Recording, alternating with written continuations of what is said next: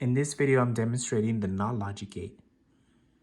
So the logic truth table, briefly, we are explaining that when the A or the transistor is not activated, then my LED bulb will be receiving current, meaning it is being lit. In the case that my transistor is being activated, as a result, the LED bulb no longer is receiving any current, meaning it's not being powered. So this circuit diagram has a power source, 1 kilo ohm resistor, the transistor, the LED bulb. Now this is just a jumper wire. Let me just briefly explain the transistor. We have only one transistor completed with 3 terminals. This is the collector terminal, this is the base terminal, and this is the emitter terminal. So the way the current will be behaving depends on whether the transistor is being activated or not, meaning it's acting as a switch in this diagram. So in this case, I drew a jumper wire that is activating or supplying voltage to the base terminal. As a result, the transistor is now activated.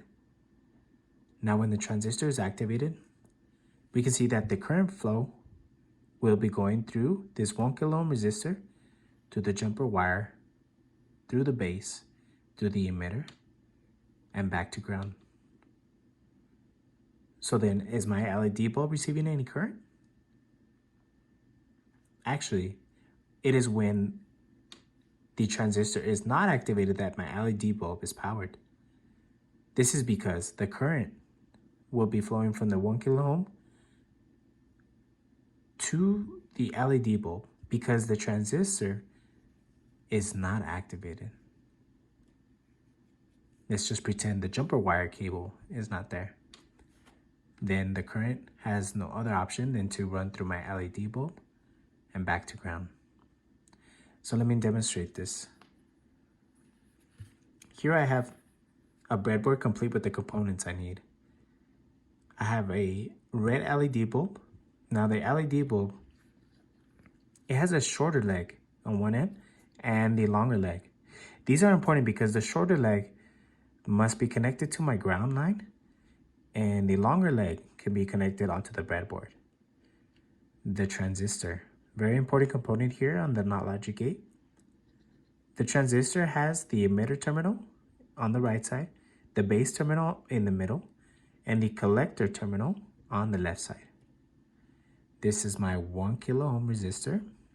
So on one end it is aligned with the collector terminal, and on one end is connected onto the positive line of my breadboard. You can see I have some jumper wires connected. So let me explain what's going on with the jumper wires. On one end of the jumper wires, I have connected to the ground and the 5-volt slot.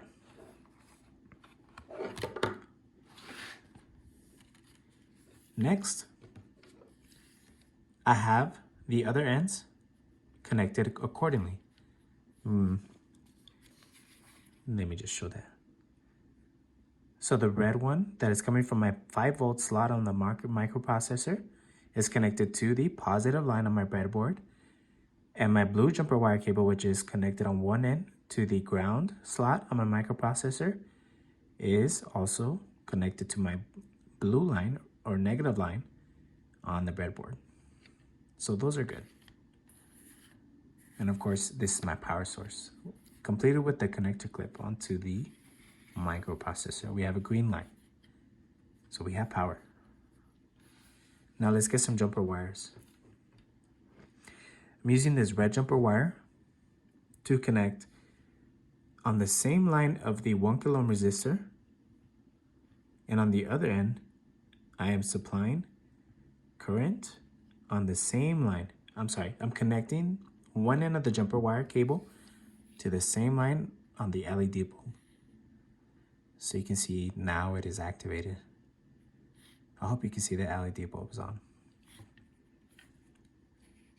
So let's invert, or let's change direction of the current so that way the red LED bulb As a result, will not be receiving any current.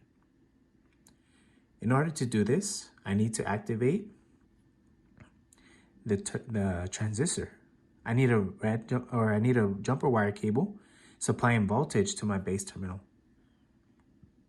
So now, on one end of the jumper wire cable, I've connected on the collector terminal of the transistor, and on the other end, connected to the base terminal.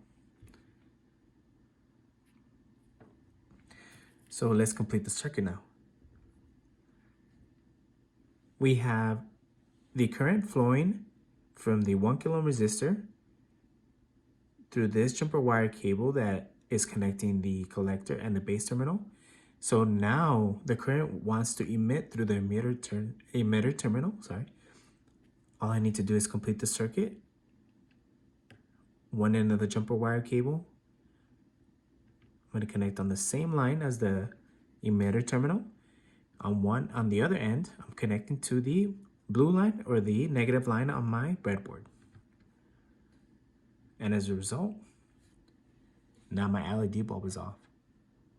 This is because the current flow no longer is going through my LED bulb, but is going through the transistor back to the blue line or to the ground, to the microprocessor. So you can see that the one transistor is working the same as a switch. So this is what is a NOT logic gate.